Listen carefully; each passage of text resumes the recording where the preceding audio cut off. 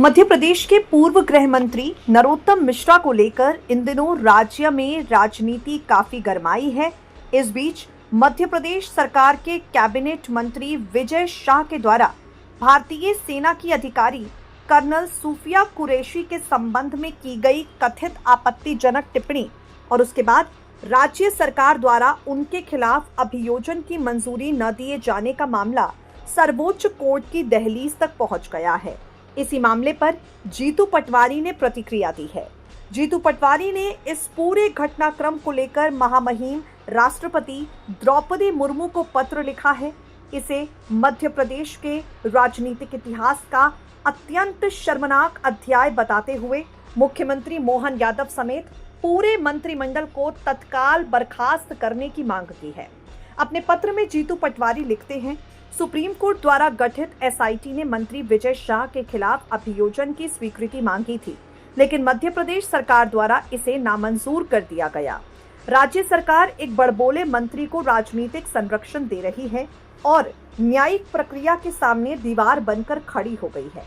जीतू पटवारी ने इस मुद्दे पर प्रधानमंत्री नरेंद्र मोदी की चुप्पी पर सवाल उठाए और कहा, सेना का सम्मान किसी दल की जागीर नहीं बल्कि 140 करोड़ भारतीयों का राष्ट्रीय स्वाभिमान है।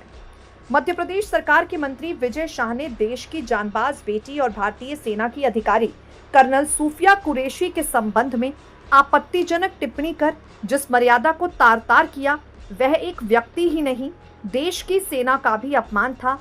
आज प्रश्न उससे भी गंभीर हो गया है। मध्य प्रदेश सरकार द्वारा विजय शाह के विरुद्ध अभियोजन की स्वीकृति नहीं देने का फैसला एक बड़बोले मंत्री को राजनीतिक संरक्षण देने के साथ उस व्यवस्था पर प्रश्न चिन्ह है जिसमें सत्ता अपने राजनीतिक व्यक्ति को जवाबदेही से बचाने के लिए न्यायिक प्रक्रिया के सामने दीवार बनकर खड़ी हो रही है। सुप्रीम कोर्ट द्वारा गठित एसआईटी ने अभियोजन की स्वीकृति की मांग की है।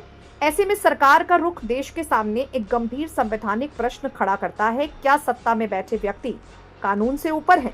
जीतू पटवारी लिखते हैं, मध्य प्रदेश के राजनीतिक इतिहास का यह एक अत्यंत शर्मनाक अध्याय है, जहां सवाल अब केवल विजय शाह के आचरण का नहीं, मुख्यमंत्री और पूरे मंत्रिमंडल की संवैधानिक एवं नैतिक जवाबदेही का है।